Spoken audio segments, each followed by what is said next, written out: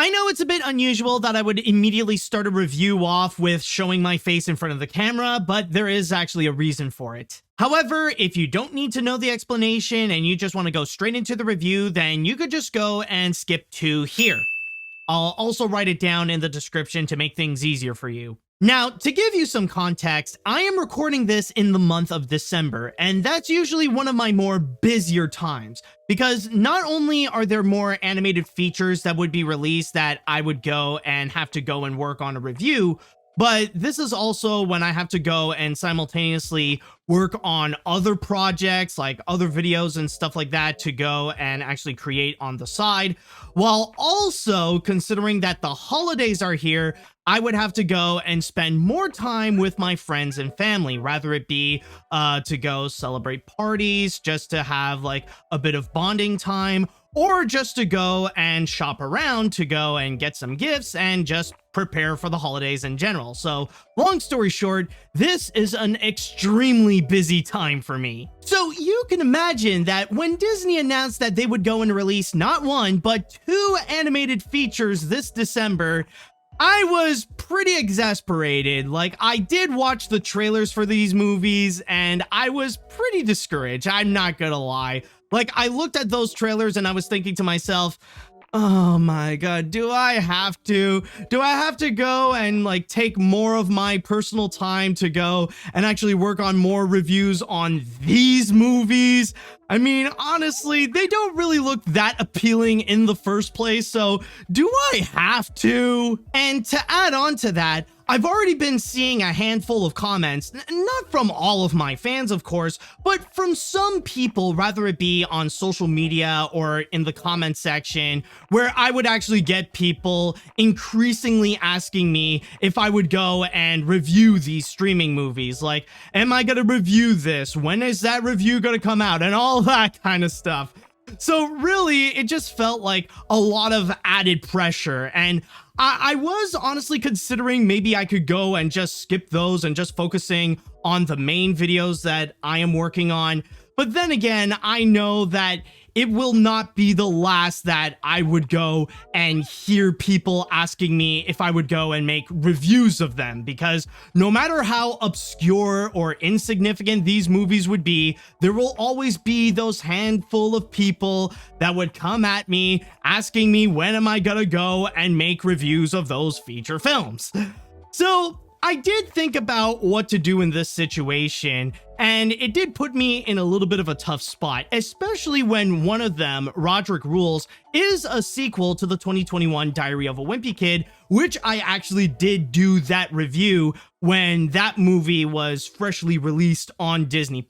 So I try to think about a solution about my situation and try to go and think about the factors that are part of this situation, including the limited amount of time that I do have. And then I realized, you know what? Here's what I'm gonna do. I'm gonna go and make a vlog style review where I'm gonna go and hit 2 birds with 1 stone, where in one video, I'm gonna go and talk about not 1, but 2 animated features. And I'll review both of them at the same time, and that should help with my situation with reviewing the 2022 animated features. And when it comes to these 2 movies in particular, Diary of a Wimpy Kid, Rodrick Rules, and Night at the Museum, Kahmunrah Rises Again, they both are extremely similar, like much more similar than you may think. They are both animated features that are 75 minutes long if you do include the credits. They are both released on Disney Plus around the same time, which was during the beginning of December of 2022, and they are both sequels to popular 20th century franchises. So in that regard, it would make sense to go and make one video where I go and talk about both of these movies at the same time. On top of the fact that it does give me an extra opportunity to go and discuss about Disney Plus, like to add a little extra commentary, especially when it comes to these movies and to the animated movies that are released exclusively on Disney Plus. Okay, so with all that said and with all that out of the way, let's go and begin by talking about our first movie of today, Diary of a Wimpy Kid, Rodrick Rules, the sequel to the 2021 animated movie that was also released on Disney+.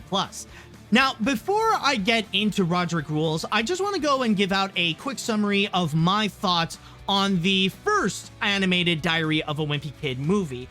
If you want to know my full thoughts on that, well, then you can go and check out my original review right over here.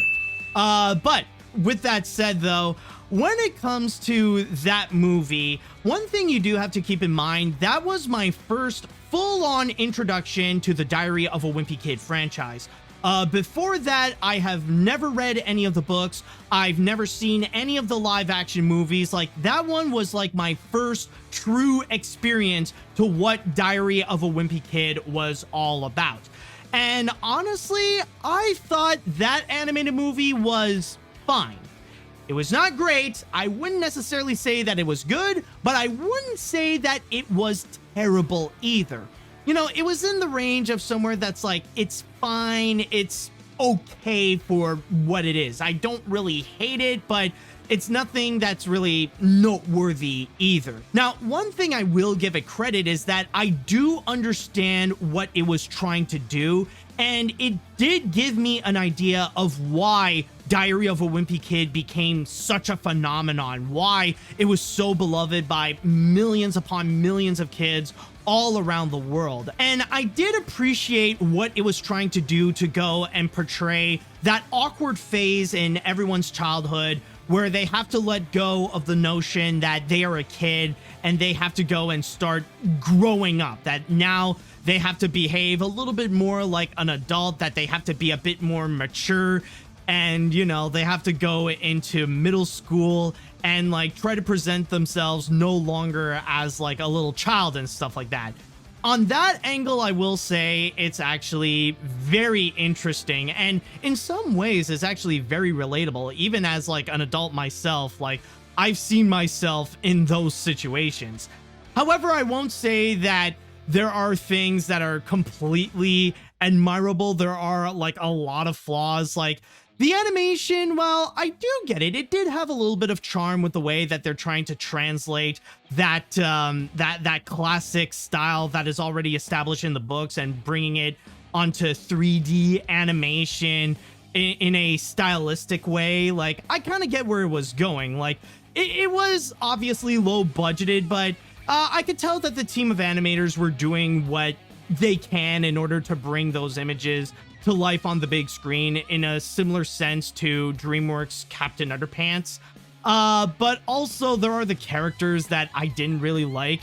I especially hated Greg. Like, he was despicable in all the wrong ways. You know, this ain't like a Daffy Duck or Cusco despicable. No, this is like, I hate this person and they deserve to have all the bad luck in the world kind of detestable right over there.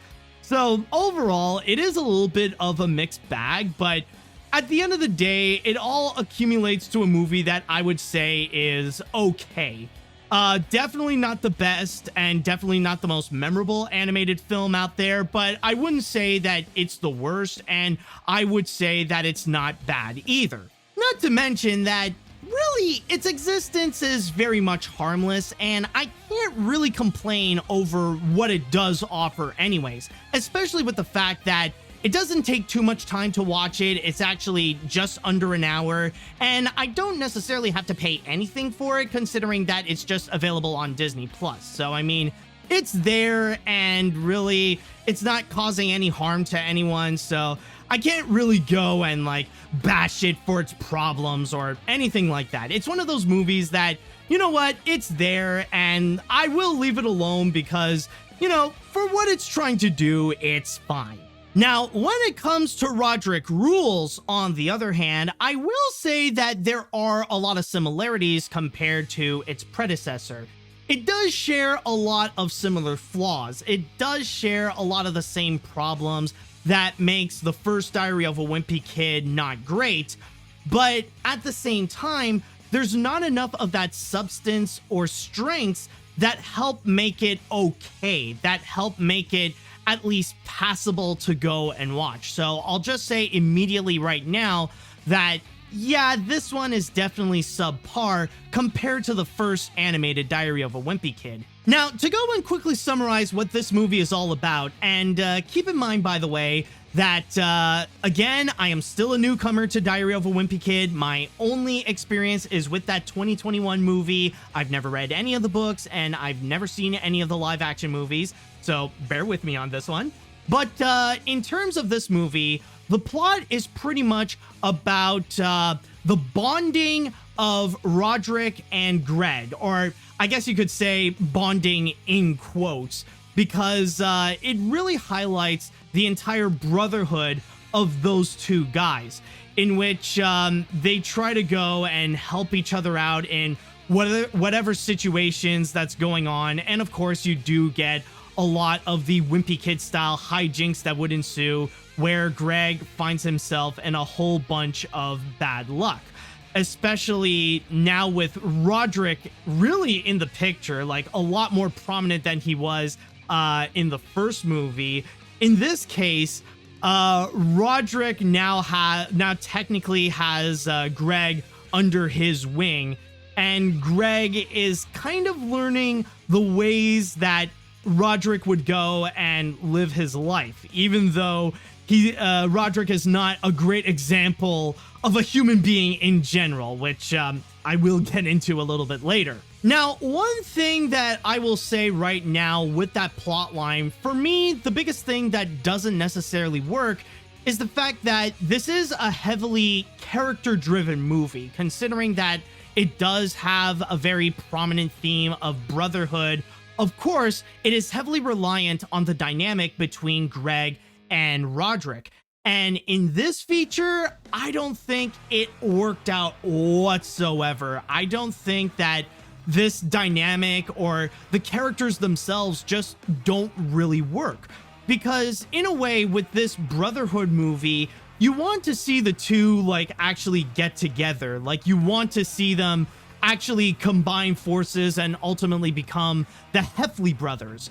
But I really don't get that much of a sense, because their dynamic is just awful and the characters themselves are actually awful. Now, in the first movie, I would say that one of the biggest weakness of Diary of a Wimpy Kid is from the characters, since they are either one-dimensional and not really that memorable, or they can be pretty detestable. And the latter is especially the case when it comes to these two characters. Like, first off, you have Greg. Now, I've already established that I did not like Greg whatsoever in the first movie, and a lot of those same issues have come back into this feature, where because of Greg, he does add in a little bit of an overall mean-spirited tone to this entire feature. And it's especially because with his toxic personality, like, he still has those same horrible attributes that really makes me want to go and try to distance myself from Greg at all times. Like how he is such a toxic friend to Rowley, down to the point where you kind of question their friendship and you wonder, why is Greg even Rowley's friend in the first place, when the grand majority of the time, Greg always looks like he's always embarrassed by the existence of Rowley, and whenever he does his childish shenanigans, like, he just doesn't want to be seen with Rowley. So there is that factor where, like, he's already a pretty bad person and leaves a bad taste in your mouth, where he just doesn't seem that appealing to hang around with. And not to mention the fact that he does also have those same selfish attributes like he did before.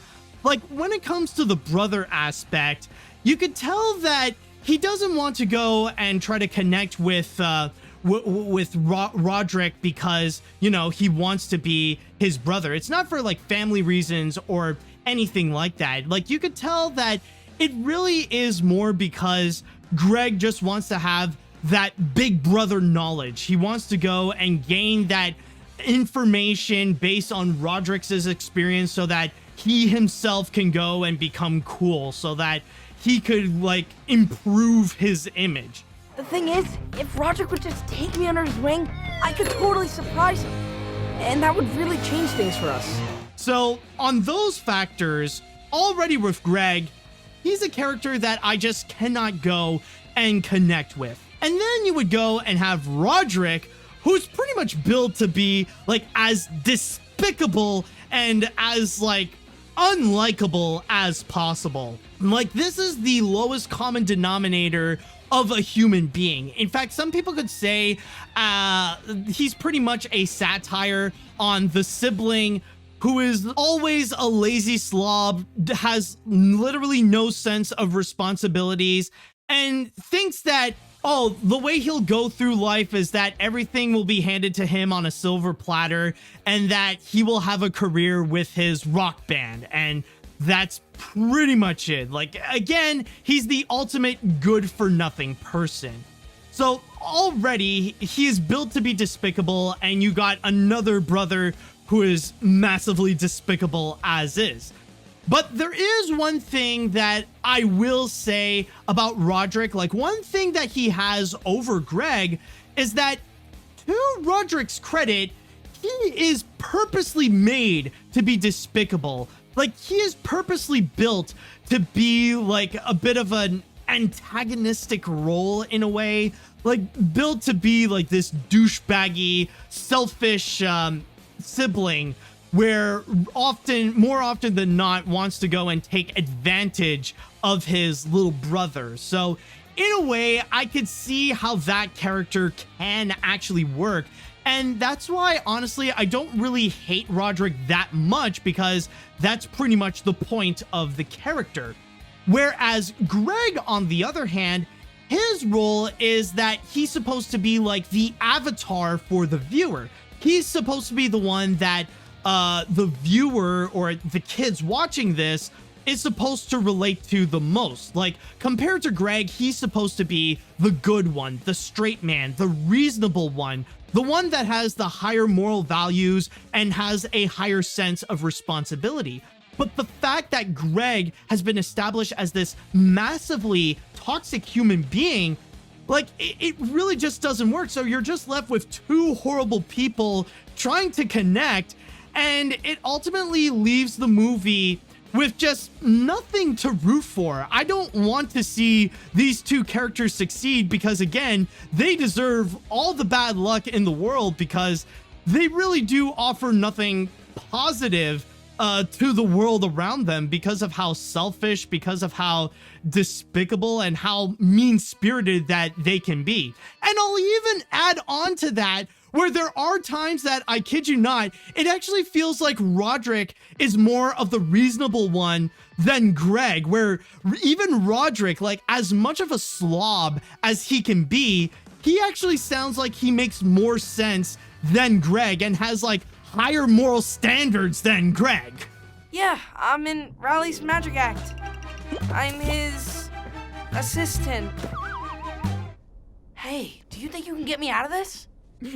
Sorry, you can't leave your friends hanging. And that's another thing that I want to go and talk about, is actually the brotherhood aspect in general, like the whole theme of it all. And in some ways, I get it. I understand what the movie is trying to say, and I do agree that it does have a good message, where it pretty much talks about brotherhood, or the relationship of siblings in general, in a sense, where they would go and highlight the reality of what it means to be in a sibling-like relationship, where it shows that, yes, it is very common that they would fight and that they would go and backstab each other, but at the end of the day, they are family. And even though they would backstab again and again, they would also have each other's backs to go and help each other out, because at the end of the day, they are still family. They are still your siblings. And you know, either way, it's better to go and work together than to be completely split, you know? Kind of have that message and that moral about the true meaning of family. And it is a nice message. The only problem with this movie, however, with that message, is that the only time where it actually shows that moral, that it actually shows that it has some heart about brotherhood and family, is only right at the end. Like, it honestly feels a bit like a cop-out. Now, some people could argue that in the film, maybe there are a tiny bit of moments where it does feel like maybe there is a hint that there is a bond between Rodrick and Greg, but you only feel it truly right at the end, like near like when everything is almost over and they just need to do one small thing in order to wrap everything together. While the rest of it, honestly, I never really got that true sense that Rodrick and Greg are brothers, or that, you know, that they actually do care for one another, because the only reasons as to why that they would go help out one another in the grand majority of this feature is because they each have blackmail on one another. Like, a great example, of course, in the beginning of the feature, Rodrick would go and throw this huge party when he's not allowed to do so. And Greg, he actually did provide some evidence, like he took photographs of what happened during the party, and he would keep telling Rodrick, well, if you don't go and do as I say, well, then I'm gonna go and tell mom and dad, and I'm gonna show them these pictures. Yeah, about that. Let's see if these change your mind. And then it can happen also when the other way around would occur, with Rodrick blackmailing Greg by saying, hey, you helped me out on this party, so this is technically our party, so I'll rat you out too.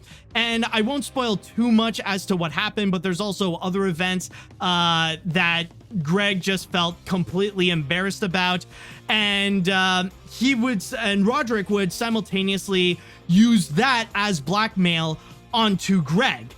And also, on a side note, I just want to go and mention about those things, about like Rodrick blackmailing Greg. I feel like that is an example of how stupid Greg can be, because with his famous diary, he's pretty much leaving evidence. Like, he's pretty much describing about the entire events of like what he went through and how he got so embarrassed by it.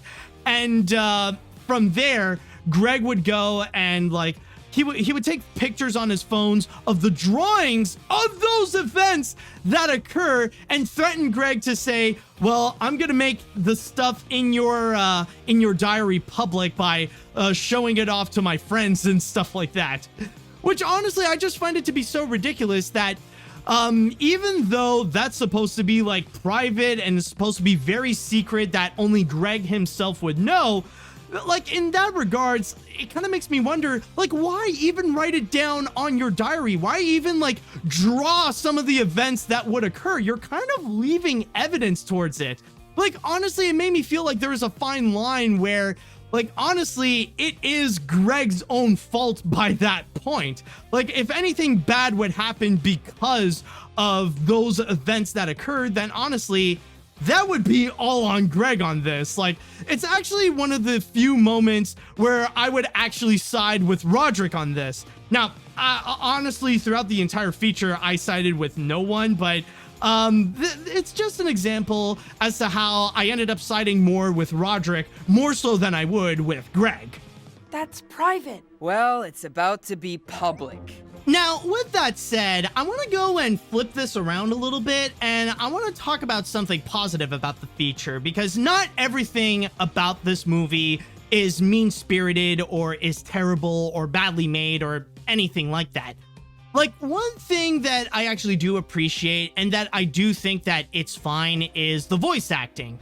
I'm not gonna say that this is like phenomenal voice acting, that it's really admirable, but I do acknowledge that the voice actors actually did pretty well in their respective roles. Like, if there is one person who is actually responsible for bringing these characters to life from the page to the screen, I think the actors actually did the best work on that, and they managed to do so pretty well. But at the same time, though, there are a couple that I do want to mention that really did stand out, and do make me raise some questions. Like, one of them is actually in regards to Erica Serra playing as Susan, the mother of the Heffley family. And one thing I want to know, and I'll just say right now, her performance, just like everyone else, it's fine. It's actually pretty good, and she did her job well. But what I'm curious about, and it kind of left me a little bit concerned, is just, was she okay when she was recording this?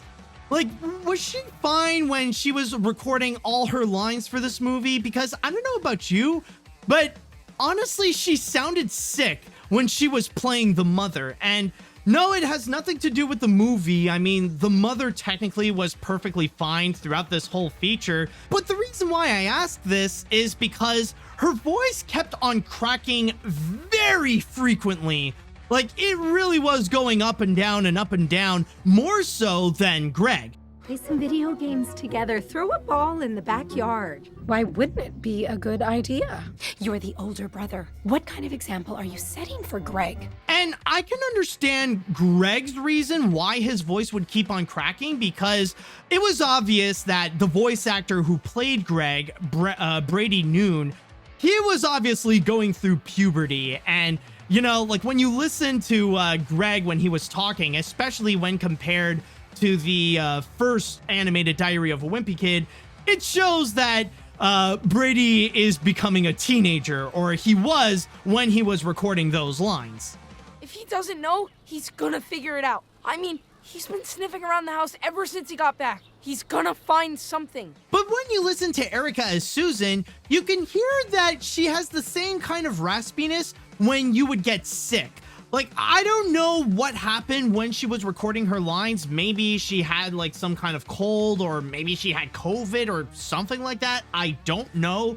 But it kind of made me wonder, was she well when she was recording this? Now, this is not something that I'm going to take off points or anything. It's just I wanted to know if Erica was well when she was recording her lines for Rodrick Rules. But there is also another actor that I do want to point out, and it's actually very surprising to hear that he's on this movie, and that is Ed Asner. Yes, believe it or not, Ed Asner actually came back from the dead to go and play as the grandpa in Rodrick Rules. No boys your age would choose to spend a weekend with an old codger like me. Now, one thing I could say about Ed Asner is that I do know that, especially in his later years, he was one of those actors that just couldn't say no to whatever role that he would be offered. Rather it be for like this very small indie project, or rather it be for some big name mainstream movie, like he would be there. And again, the same with everyone else. Like, his performance was fine, but it's just a funny thing to note that among the actors that are listed in here, one of them just so happened to be Ed Asner. So that's just a funny thing to go and mention. But then you have the animation, and oh boy, this animation here. Now, I will say that a lot of my opinions on the animation of this movie, it's very much similar to what I've talked about in the animated Diary of a Wimpy Kid movie. So a lot of my opinions are a bit similar here. But one thing that I could say, that now that we have reached the sequel, and that this is not the first time witnessing this kind of animation, I will say that a lot of the charm of it is pretty much gone. Now, I am not saying that this animation is overall bad. Like, there are a few moments that I will say you could tell that the animators did put in more effort into it to make it look nice, to make it look visually memorable. Like, a few examples I could think of include the party that Rodrick threw at his house, thinking of all the crazy little PG at most scenarios that would occur in these like rowdy frat boy style parties. And also any of the drumming moments, whenever you would see either Greg or Rodrick, when they would do little drum solos or whatever with the band, they would go and make sure that the animation does look appealing at least. But when it comes to some other times, however, like already, like as is, it's not necessarily the best looking animation. Like, I get the purpose of it, as I said before, about trying to bring the visuals or the images from the books and bringing them to life into CG. Like, I get that.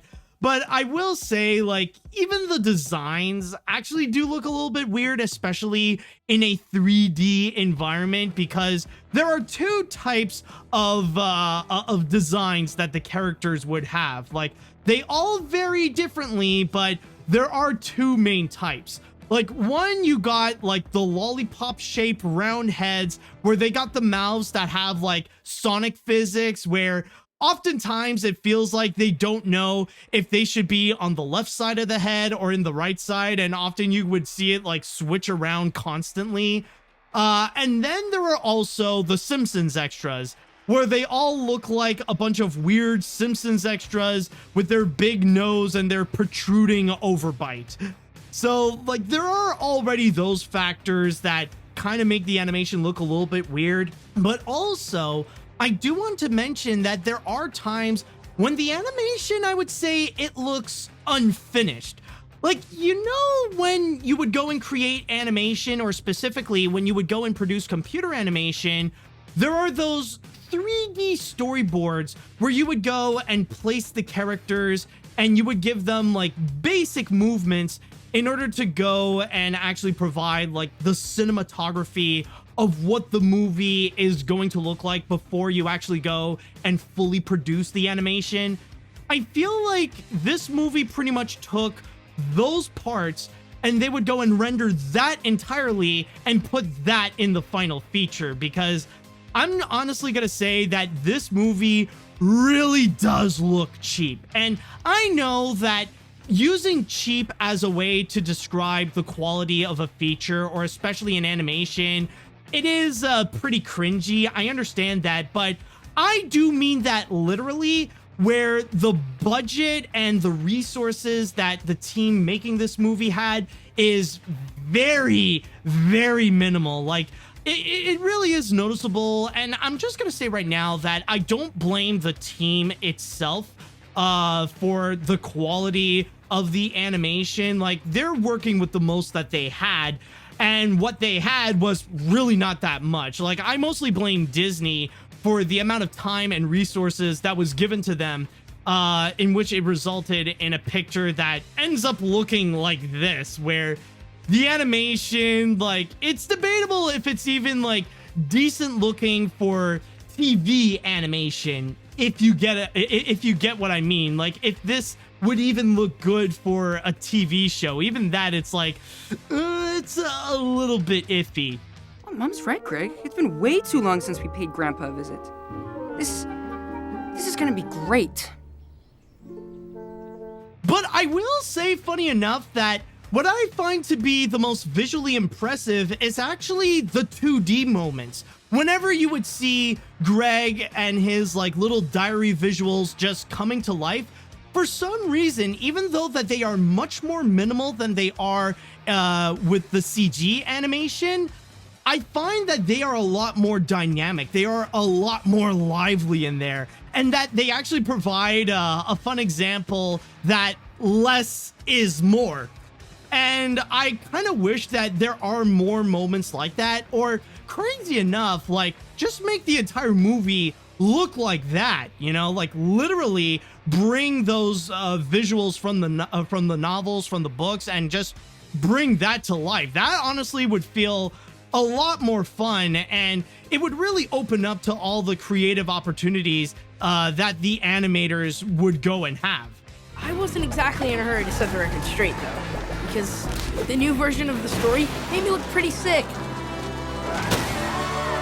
But honestly, though, overall, when it comes to the animation in this movie, it's like, yeah, a lot of it is the same thing as what we had before, but nowadays, it's a lot less charming and it's a lot less impressive than the first time that we've seen things around. So overall, the best way to describe the 2022 animated version of Diary of a Wimpy Kid: Rodrick Rules is that this is a movie if Rodrick decides to go and produce his own animation because everything about it feels like it just barely passes as an animated movie.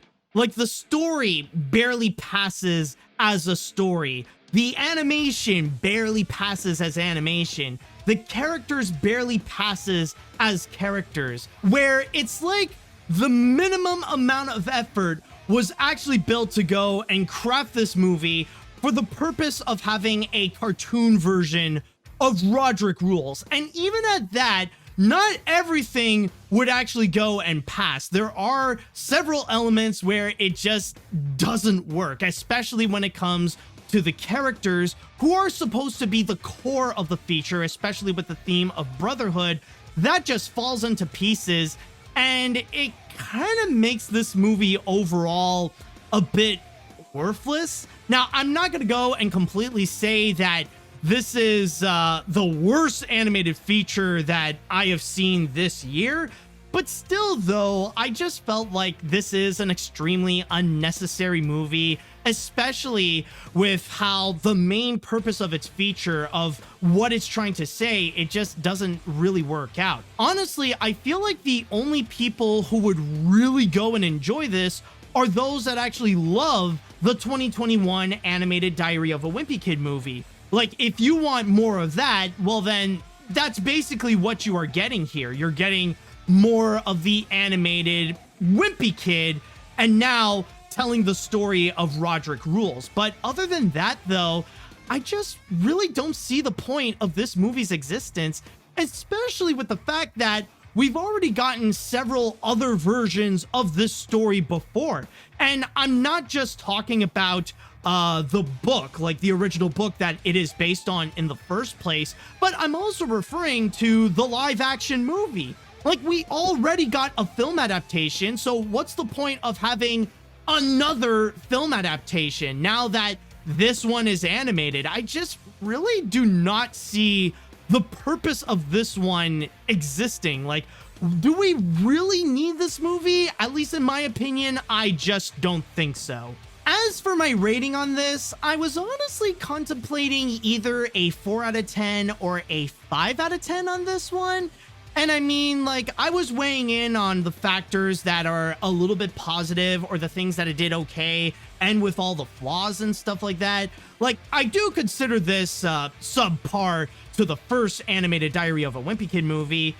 But then I realized, you know, considering the unnecessary factor to this movie's existence and how a lot of the things that it wants to try to tell doesn't necessarily work out, ultimately, I think I'm going to give Rodrick Rules a 4 out of 10 with the Animat seal of garbage. It's just a movie that I find that, honestly, it's just unnecessary. You know, it's cute the first time around when, like, it's doing its big animated premiere of Diary of a Wimpy Kid, but now that it wants to try to do an encore and stuff like that, it just doesn't really work out. So overall, at least in my opinion, this is just an unnecessary movie.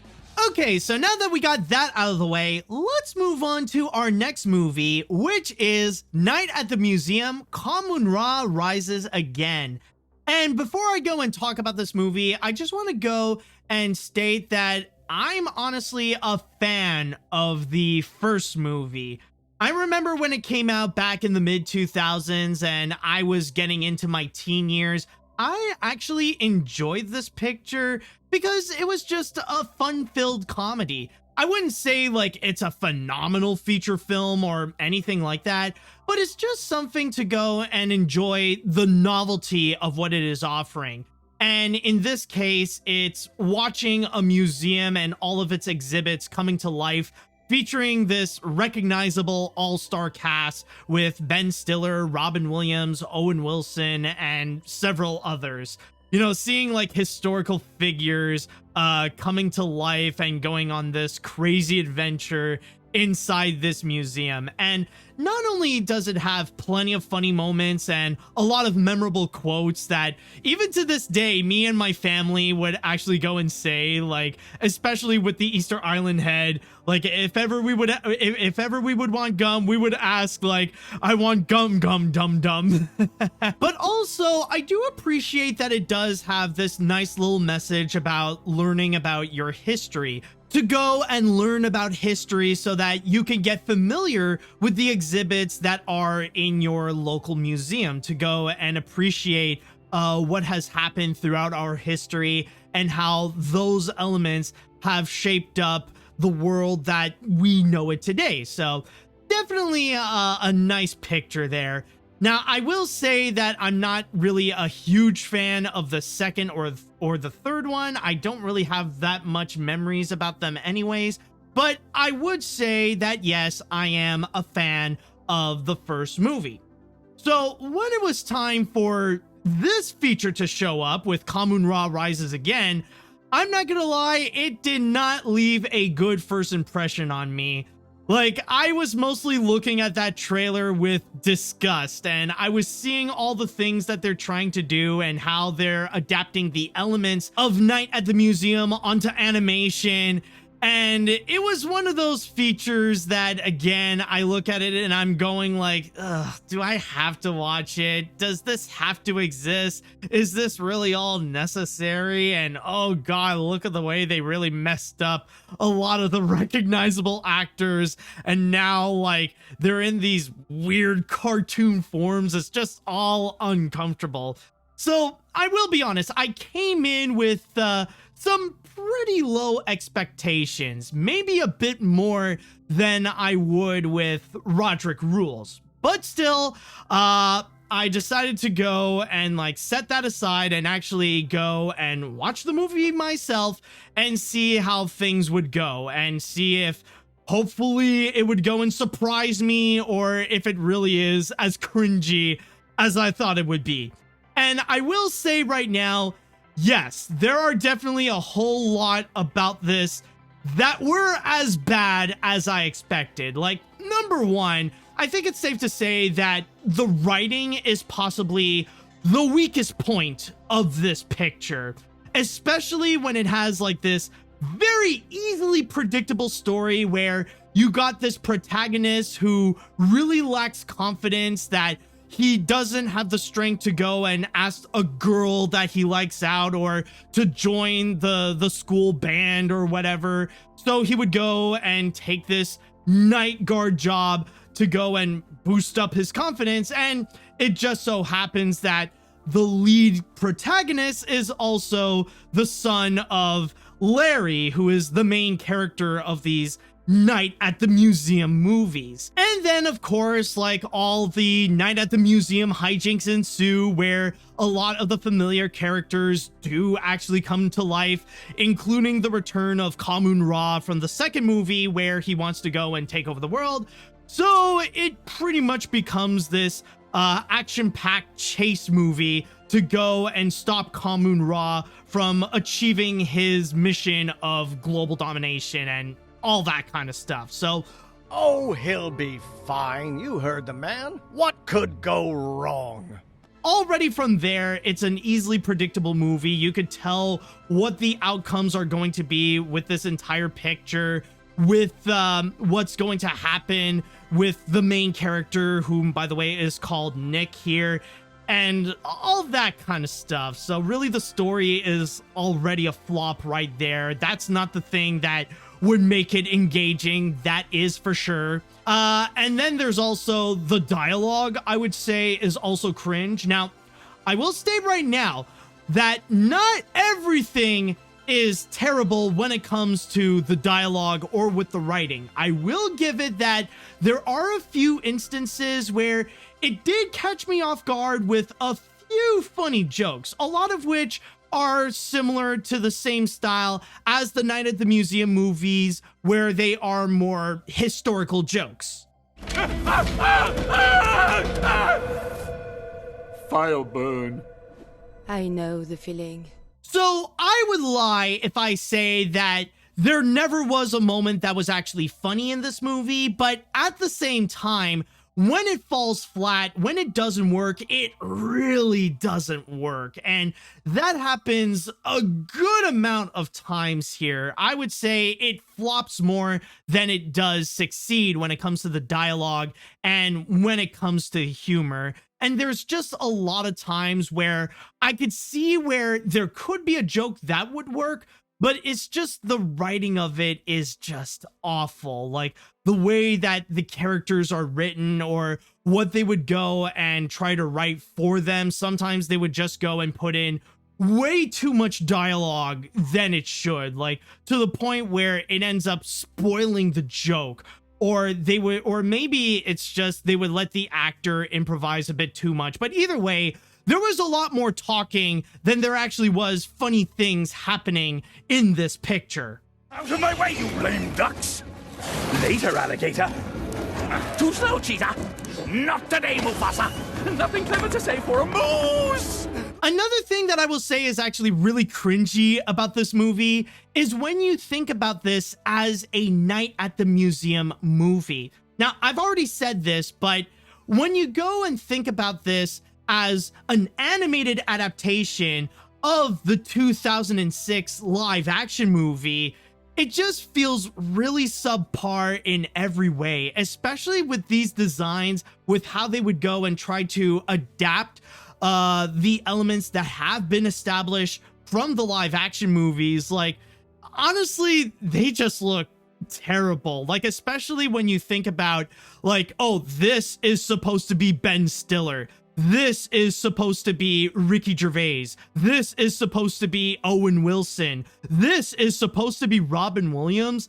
Like, it just gives you a pretty bad feeling and honestly a little bit uncomfortable, because those performances that they have done in the live action movies, they were great. They were a lot of fun. And you could tell that those actors right there, they really did establish their roles to really make it their own. And they delivered a fun-filled performance that is honestly extremely difficult to go and top, especially Robin Williams as Theodore Roosevelt. Like, there is no denying that, not just in the first film, but in all the movies, that a great highlight is Robin Williams playing as Theodore Roosevelt. Now, this is not to go and slam any of the actors in Kahmunrah Rises Again, but it's just that, especially with Robin Williams as Theodore Roosevelt, trying to go and continue that legacy, it honestly feels like a lost cause in a way. And I know that a lot of them are trying to do their own thing, but it's honestly extremely difficult to try to go and top what they have done. Again, especially for the guy who did play Theodore Roosevelt in this movie. Like, he's fine on his own, but it's just nobody on this planet could ever top what Robin Williams has done in the Night at the Museum movies. I'm sorry, but that's just flat out impossible. If only there were a fine young gentleman with your last name that would be a perfect fit for this institution, dropping hints left and right. But I will say that there is one actor in here that not only am I surprised to actually find him in this movie, but he actually did very well. Like, I would say he's the only one that is on par to the live action versions, and that is Zachary Levi, where he's the one playing Larry, who was originally played by Ben Stiller. Now, I'm a big fan of Zachary Levi. I really enjoy the performances that he would go and play, especially like a great notable one would be Eugene from both the Tangled movie and from the Tangled series with Rapunzel's Tangled Adventures. And in here, honestly, one thing I do wish a little bit is that we would actually have more of Zachary Levi as Larry, because he actually played the role pretty well, and in a way where, yeah, he's no Ben Stiller, but he does carry that same spirit. Like, he knows what the role is and actually fits it very well in a way where he's probably the element that is the closest to feeling like it's about the same as what we would get in the live action films. And not to mention, of course, the performance that he does bring into this is actually really, really good. So that's one props that I would give this movie, is that they did find a way to make the main character of the live action movies to be pretty good, and actually find a suitable replacement to Ben Stiller. So yeah, honestly, I didn't expect that Zachary Levi would be in this movie, but I'm glad to say that Zachary Levi is one of the better parts of this picture. I was not my best self, I just wasn't. But that museum job, it changed me for the better. And I think it'll change Nick too. However, I cannot say the same about the villain, Kahmunrah. Now, honestly, I completely forgot about how he was in the second film, where he was played by Hank Azaria. But in Kahmunrah Rises Again, oh my god, this guy is annoying as hell. Like, not only is he like the stereotypical over-the-top villain that wants to try to take over the world, but this is a guy that honestly just tries way too hard. Like, he's trying way too hard to be funny. He's trying way too hard to be over the top. All of his jokes just fall flat. And this guy's presence, like whenever he's on, he's a lot more cringe than he is amusing. And I mean, they tried to make things better with him by adding a sidekick by summoning the god of chaos, Seth, which in this version, he's like this angry short guy that has a bit of an attitude. But still, though, honestly, very much like the comedy where it fails more so than it succeeds, Kahmunrah is definitely the weakest part of the picture, where like a lot of the bad jokes actually do come from him, and that is because of his desperate attempt of trying to be funny again and again and again, but all of it just does not work. Don't teach me, or it'll be a real short movie. And then you have the animation, which I will say does take a very interesting turn for this movie. Because, like I said before, as an adaptation to Night at the Museum, it does not look good. I would say that it honestly feels a bit more cringe, especially when you recognize, oh, that's supposed to be this actor, or that's supposed to be that actor, and all that kind of stuff. I feel like in that regard, it just really does not work, and it kind of makes me want to step back from the movie more so than actually want to watch it more. But here's the catch, though. Here's the thing that really caught me off guard with this picture. When you take that Night at the Museum element out of the way, the animation is surprisingly pretty good. I'm not going to say that this is phenomenal animation. This is not like the most awe-inspiring visuals that you will find this year, but the animation itself is actually not bad.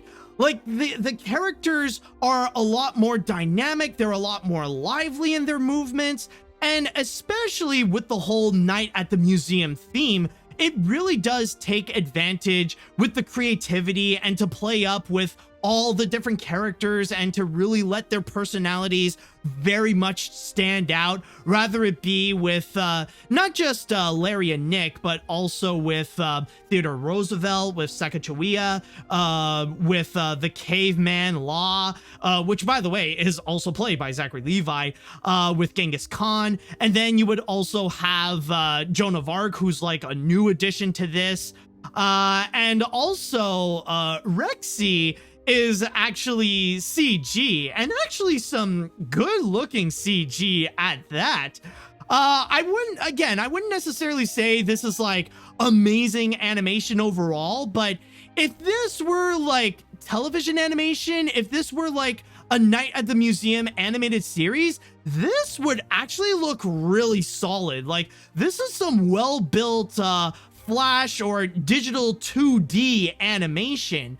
And I would say that the standout moments with the animation is actually with the action scenes. Now, I will state right now, there's a lot more action in this than I would ever expect. Like, this really is a massively action-packed animated feature. And I was surprised to find myself actually getting engaged with the action, because I can't believe I'm saying this about Kahmunrah Rises Again, but there are some times where I actually do have a lot of fun when watching it. Because with the action scenes, they actually do take advantage of the whole night at the museum theme. It does take advantage of seeing like the art exhibits coming to life, and even showing recognizable art pieces where they would go and come to life as well. It's actually a lot of fun. It actually does take advantage a lot of the creativity aspect of this. It's actually pretty enjoyable, and it actually does get intense as well.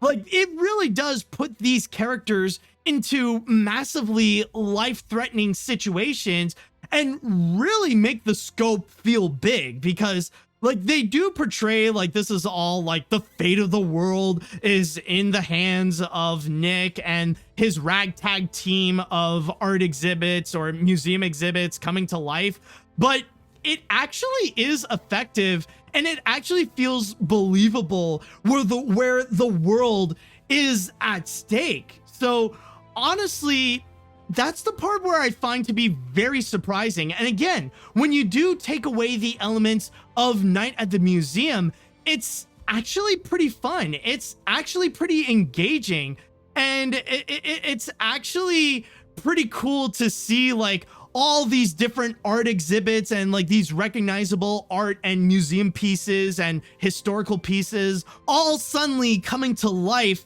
and all being engaged in like these fast-paced chase and action scenes and all these different battles. I gotta say, it's actually pretty cool. So overall, I gotta say that Night at the Museum Kahmunrah Rises Again is a mixed bag. Like, yes, there are some things that were expectedly bad. Like, the story is very cliched and predictable. The characters are forgettably weak. The villain is extremely annoying. The writing is just overall pretty bad. Like, I pretty much expected a lot of those flaws. But at the same time, I was surprised where there are some things that are actually good. Like, the animation is actually pretty good, and a lot of times are quite impressive. And the action scenes do make this movie fun and pretty engaging. Now, I will state right now that if you're coming into this expecting another Night at the Museum movie, you are going to be disappointed, because this is subpar, at least compared to the first movie. So honestly, like, if you want a good Night at the Museum experience, then just stick with the first feature and go from there. And I mean, especially with how you can go and find it on Disney Plus as well. I mean, the option is there. So I think it's a safe bet to just stick with the first Night at the Museum. However, if you want to go and forget that this is a Night at the Museum movie, then honestly, you can actually have a good time with this. And I'll even say now that if Disney would go and consider to turn this into an animated show, then honestly, I would be down for it. I feel like it has already established the necessary pieces to go and turn this into what could be, at the very least, a decent animated show. Like, if it can be as action-packed, if it can be as enjoyable, then sure, they could probably have a hit series on their hands. Like, yeah, not everything about it will be perfect, especially when, like, it has a lot of bad comedy, it has a lot of forgettable characters and stuff like that, but still, though, at least there are some elements that would actually be worth it. Now, as for the rating that I would give this movie, considering that I came in with very low expectations, and it did manage to surpass those, but not by a lot, I would give this a 6 out of 10. I think honestly, weighing in the elements that are both good and bad, I think that it rounds out well where it does become passable. Definitely not the best of the Night at the Museum movies. In fact, I would say that this could probably be around the leagues as like the other sequels, like the second and the third. But still, I was surprised to find that there are some elements that are not only good, but are actually surprisingly enjoyable. So I will give credit to where credit is due. I will admit, I might have underestimated Kahmunrah Rises Again. Now, this is not to say that this is a really good movie, that this is worth watching, but this is not a bad movie, and I would lie if I say that I did not have fun with this one. Now, there is one more thing that I do want to talk about. Regardless of how these movies have turned out, whether they be as decent as Kahmunrah Rises Again or as crappy as Rodrick Rules is, honestly, they don't provide a good example for Disney Plus, or at the very least when they do come out with original content. Now, I know that these are like very small pieces compared to some of the bigger stuff that would come out exclusively on Disney Plus, especially those that are a part of big name franchises like Marvel and Star Wars.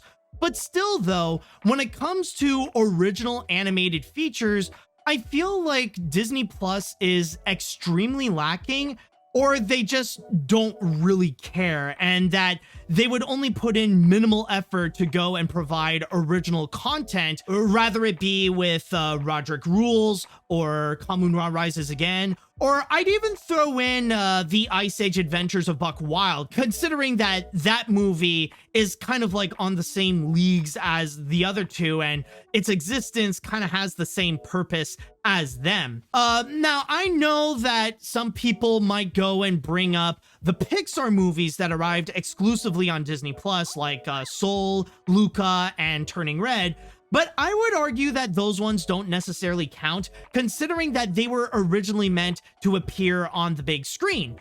But then, of course, well, COVID happened, and, well, Disney had to go and make some backup plans where they had to go and release them on Disney Plus instead, because at their times, putting out an animated movie or a family movie on the big screen wasn't necessarily a commercially viable option. So when you take those out of the equation, what you're pretty much left with in terms of Disney Plus exclusive animated features is just honestly stuff that's content filler.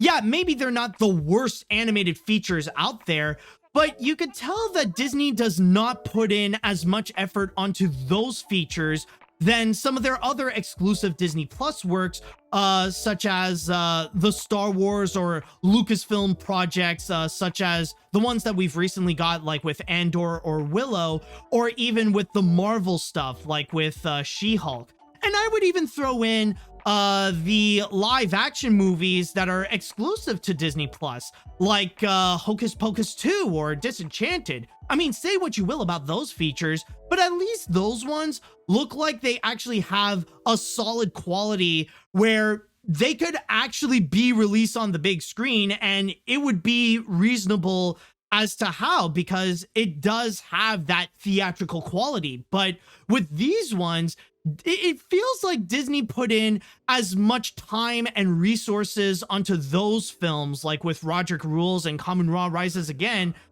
pretty much the same way that they gave the same amount of time and resources for their straight-to-home media animated sequels. It really just feels like they're just doing it for the sake of just adding content onto Disney Plus. Like, it really is a case of like trying to fill in more quantity more so than just quality.